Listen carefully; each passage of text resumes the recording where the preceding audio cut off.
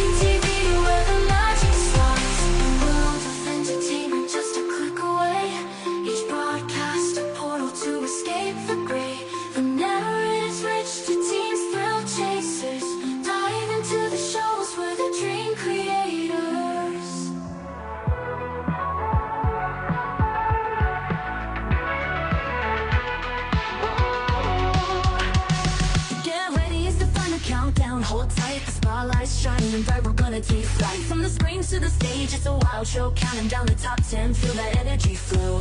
The caveman's in charge, and it's time to explode. One on one, let's celebrate the best. From glam to the glam, we're putting it to the test. Hollywood days will put 'em to the score. With the top 10 countdown.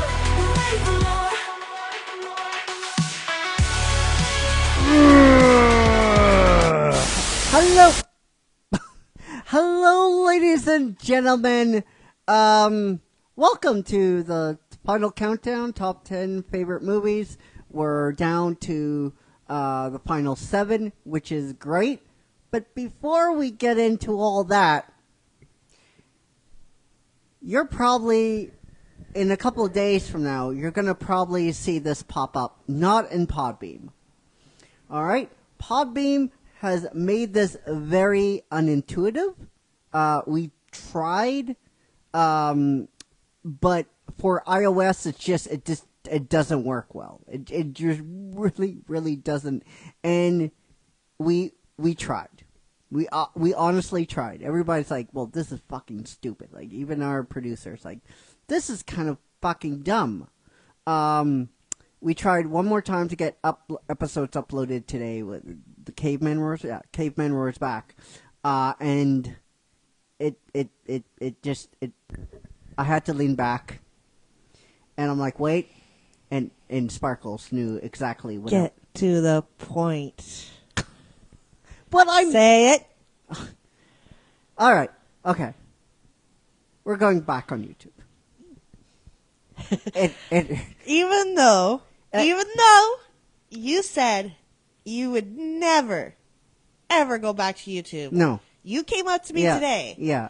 And because we had so much issue with podcasts. The Podbeam. You turned around and you told me we're going back on YouTube. And what did I say to you? I told said, you. Really? Really? But this is the she's here before I can respond to that. So I'm going to respond to that, actually. I'll respond to that. Okay. I'll respond to All you. right. This is not a thing where we're going back on YouTube permanently. It is just a way for us to archive our programming, right?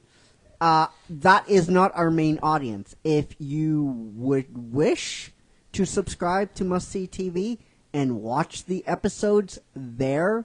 After the 30 days deletion. After... Yeah, the 30 days day deletion. If you want to have... if you want the ability to take... Facebook. Yeah, no kidding. If you would like the ability to take us... us with you wherever you go, in the shower, in the shitter, or whatever, it's all going to be there for you. It's all going to be there for you. Give us some time. Our producer will be putting nice headers and stuff like that on the actual YouTube channel. It's gonna take 2-3 weeks for sure.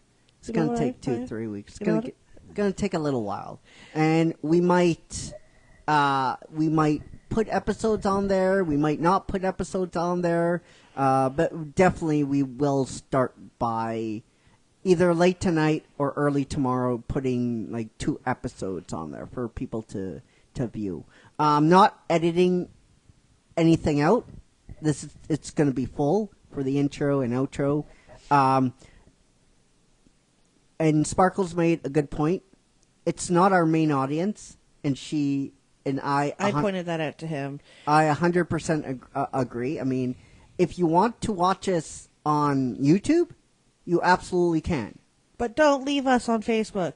But stay with us on Facebook. It's only after the deletion of the 30 days. Well, no, after like 2-3 days. Right? I know, but I'm saying, watch us on Facebook if you want to catch up, then go to YouTube. Yeah. But if you want to know what's going on now, it's all at the time, it's on Facebook. Yeah. We're going to download this episode. It's probably going to be uploaded after Caveman Roars back, after we get all that kind of stuff in check and all that kind of stuff. We tried on other platforms. We really did. Mm-hmm. We really did, and I hate YouTube because it's like it's so accessible and it's so easy for you to do a lot of these things.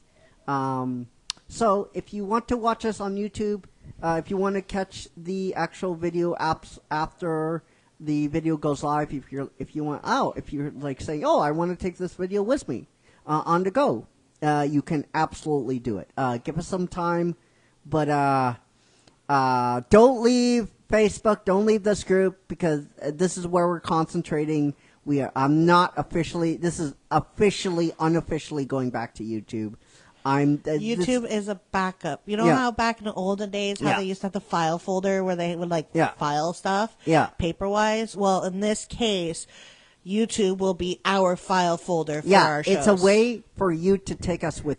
It's a way to take you, to take us with you, if that makes any sense. And we tried this with Podbeam and other convoluted nonsense. Don't get me started on Podbeam. Yeah, it's Facebook, why did you have to do this? Just saying, you didn't have to do this. Anyway, on with the show. Coming in at number 7 is Home Alone. And here to give you all the information and some stuff that you didn't know is Sparkles. Sparkles, take it away. So we'll clarify this. This is Home Alone, the first one. Not the fourth or the second or the third. No. It's the first one. Yeah. We don't acknowledge those. We don't acknowledge like the third, fourth one. They never existed. Exactly. They never existed. All right, so this is obviously a 1990 American Christmas comedy film. Whoever's watched it, they know it. It's hilarious. So a quick rundown here. It was directed by Chris Columbus, written by John Hughes, produced by John Hughes, starring Macaulay Culkin, Joe Pesci, Pesci, Joe. Hey, don't you dare! Don't you dare! There's no Joe H. Pesci, not Pesci. Not like you're taking a piss. Joe Pesci. Okay, but if you look at the way it's spelled, you can actually spell Pepsi out of it. If you... Joe Pepsi. Joe, you're doing that. Shut up. Just continue, goddammit. Daniel Stern, John Hurd, Catherine O'Hare. The cinematography was done by Julio Macat, edited by Raja Gosnell. Music by John Williams. Yay! Production pass was the 20th Century Fox Hughes Entertainment. But did you know Hughes conceived the Home Alone while on vacation with Warner Brothers, being originally intended to finance and distribute the film? However, Warner Brothers. You were going to say something else. So Warner Brothers. She's going to say, "Shut up, shut up." Shut down the production after it exceeded its assigned budget. So 20th Century Fox assumed responsibility following meetings with Hughes, Columbus, and Culkin. Were hired soon afterwards. By the way, Macaulay Culkin never was in there. He was like 9 years old. He was a 9-year-old kid. I know, but that's why it doesn't say yeah, his name. It just says and Macaulay. Yeah. Could have been his parents for all we know. Yeah. Was hired soon afterwards. Filming took place between February and May of 1990. So technically, what it's saying here is Warner Brothers had it, but they said it exceeded the budget. Yeah. Well, personally, if you ask me, I think Warner Brothers dropped the bomb on that. Oh yeah. There's because huge, it came out as a sneak peek in November 10th, 1990, and on the United States, November 16, 1990. Yeah. Runtime was 103 minutes. Yeah. Now, this is why I think Warner Brothers dropped the bomb. The budget. Ball. You said bomb. Ball. Okay. You know what? Shush. Okay. Warner Brothers dropped the ball because the budget was $18 million, but the box office came in at $476.7 million. Oh yeah, this was a huge. Warner movie. Brothers sucks to be you. Yeah, it's a great film. Oh, I love it. It's a great film, right? I loved it. John Williams' score, and he gets a lot of criticism for both of these scores. This is where people on YouTube, spoiler, this is why I left YouTube, because of bad faith actors, and I don't want to be on the same platform with those people. They continue. They point to this movie and say John Williams ripped off the Nutcracker music by Adrian Tchaikovsky. And here's the thing. They don't know what they're talking about, because what John Williams did in this movie, it was a prestige. It was a love letter to Tchaikovsky's Nutcracker. It really was. If you take a look at that scene, in the airport when they're rushing, and you have that music, right? You go back to the Nutcracker, and you're like, oh my God, that's beautiful, right? So it's a love letter to Tchaikovsky. That's what a Prestige is. He didn't copy anything, and that's just what happens when you're like one of the best, right? People come after you for nonsense. This is a great film, though. His score, just iconic. This is one of the iconic Christmas movies that you go to. This and Toys and this and Home Alone 2. Christmas. This and Home Alone 2. I think Home Alone 2 is a little bit better. I think we might be talking about that later on this week. But this is a great movie. Macaulay Culkin. If it wasn't for his breakdown, if it wasn't for his collapse with reality, right? And I don't know what happened. Like, no one knows what happened, right? With him and his parents. But if he did not go off the deep end, he would have had a great movie career. You can see the talent in this. Not only this, let's talk about some movies he was in. Uncle Buck with John Candy, right? And I don't know if Sparkles ever watched the movie Uncle Buck. Nope. No? Oh, you need to see.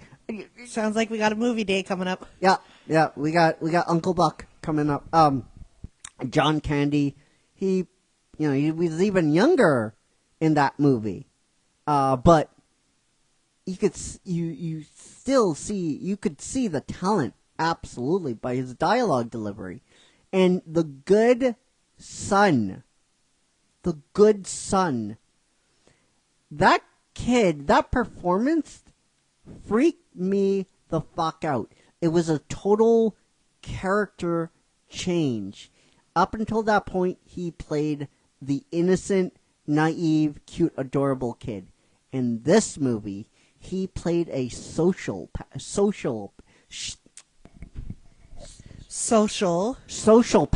Not social. Social. Yeah, sociopath. He played a complete sociopath in the film, and you didn't realize it was Macaulay Culkin. And you're like, Jesus fucking Christ!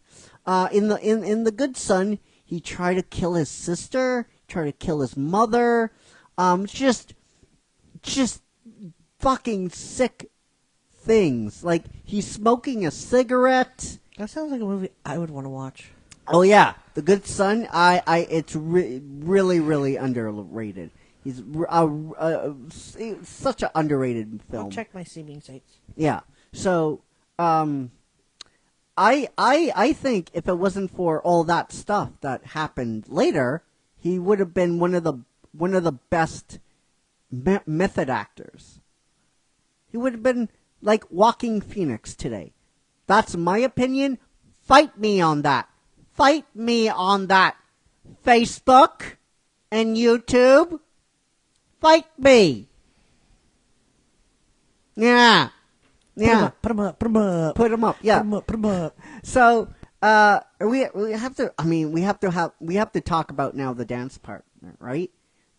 Joe Pesci, right? Harry and Marv, right? Harry and Marv, but Joe Pesci, he's so good. He's so fucking good. The way that they integrated him swearing without swearing was beautiful. Was so funny. It was just a chef's kiss. It really was a chef's kiss. And he makes the movie as well because he brings a air of believability to these two criminals, right? But he's so fucking good. Joe Pesci doesn't like acting. You could have fooled me. You honestly could have fooled me. Look at The Godfather. Look at some of the films he is in, and he's always maintained he does not like acting. If it was up to him, he would still be in the streets of Chicago. I would kill for that talent. I would die for that talent. He. Please don't do that. No, but you know what I mean. I know. You look at him, at all these different films, and you're like, why are you so fucking good? It's a given talent. Yeah, literally. It's a given. That's why they hounded him for Godfather, right? For like 180 times. He was a bouncer, and he said no all the time. Right? Sparkles, you go home tonight and look at the clip of him accepting an Oscar. He literally goes up, and he's like, thank you so much. I want to thank these people. And then the speech doesn't last 5 minutes. It maybe lasts like a minute and a half, and he's gone. He's so fucking good. You are so talented, Joe. You are so goddamn talented. But like I said, you need a good dance partner. Absolutely. And if it wasn't for those two actors, Joe Pesci and if Sparkles can find the other actor, the actor that plays Marv in both of the films, you need a good dance partner. You really need a good dance partner. And I think if it wasn't for those two, are we here talking about this film today? Did this film make $400 million? Over $400 million? Daniel Stern. Daniel Stern, right? If it wasn't for Daniel Stern, Joe Pesci, and I forgot, I'm sorry, I have knowledge up here. It's sometimes too much. It's too much. But if it wasn't for Daniel Stern and Joe Pesci, right? Would we be here right now talking about this film? Would this film made over $400 million? I don't think so. I don't think so at all. Right? So you have all these different pieces coming together. You have the awesome John Williams prestige score of Tchaikovsky's love letter to the Nutcracker, right? You have Daniel Stern. You have Joe Pesci. You have Macaulay Culkin. If it wasn't for Joe Pesci and Daniel Stern, I don't think the movie is as good as it is. I don't think so. I don't think so whatsoever. Right? They make the movie. They sell every trap. I have a quick did you know that I just found interesting. All right. Did you know the guy who played Marv, which was Daniel Stern, left Hollywood to be a farmer? Yeah. That is unbelievable. Yeah. Go from acting to farming? Going from being on the stage to harvesting a cow? Yeah. Going from a movie to harvesting a cow. But, if it wasn't for those two actors, Sparkles, we're not here talking about this film. Right? We're not here talking about this movie.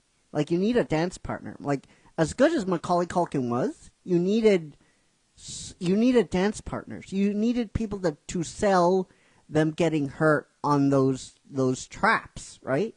Because if they never sold, they never did A, B, C, D, E, F, G. Again, we're not talking about this movie many years later. And for all those reasons and more, Home Alone comes in at number 7. I agree. Yeah. So, guys, let us know what you think down below in the comment section. And before we go, we have to do caveman growls. Now, I have been informed that Facebook is currently having a crisis of faith right now. It's currently... It actually kind of fixed itself. Okay. Well, okay. So what the caveman is trying to say is when we first logged in, Facebook showed only one person 4 different times. Yeah. But now it's showing 2 other people. So we have a total of 3 people that we could growl out to. All right. So we have more, but it's showing those people right now. Yes. All right. Let's do it. We got Mark Templeton. Mark Templeton. Thank you for watching, my friend. And from me to you, you get a great big caveman. Sean Keen. Sean Keen, from us to you, Sean, you get a great big bad caveman. And I'm going to say your biggest fan that's sitting at right now, because I see him every show, Bradford Lawler. Bradford Lawler. Bradford Lawler. From me to you, my friend, you get a great big bad caveman. You don't want to say anything in down below, please, about the YouTube thing. I am, when I say I don't want to go back to YouTube, when I say this, Sparkles, no, I'm not, it's not a bit at this point. It's a last resort. A last resort. It is just unfortunate. Because but if we want to stay online. No, not online, but if we want our videos to take it to go. Yeah, if we want our videos to just be archived, we have to do something. Right? And this is not us saying we're going to go back to YouTube for sure. I'm like, no. They're two different audiences. It's completely different. We're staying on Facebook. Have no worries. This is just us archiving our video, and this is us saying, hey, if you want to watch our videos over and over again, and you want to have that ease of use, because Facebook sometimes doesn't make this easy to rewind and stuff like that, you can check us out on Must See TV and check those videos out. That's all we're saying. Also, don't forget to keep the cave warm. Throw us some of those stars. Yeah, for sure. Like, throw us some of those stars. Yeah, exactly. All right, guys, that will do it. I will see you right back here tomorrow for the Captain's Chair Digimon Quest. Remember, we're continuing the through on our last season, season 4. I think we only have a couple episodes left. I think that's right. But until we see each other again, my friends, take care, be safe, be well, and we love you all. 50,000 plus, and may the Schwartz be with you. Peace. Sparkles, take me home. From cinema magic to the heart-pounding thrill, we're shaving the worst. Get ready for the chill. These moments in time define by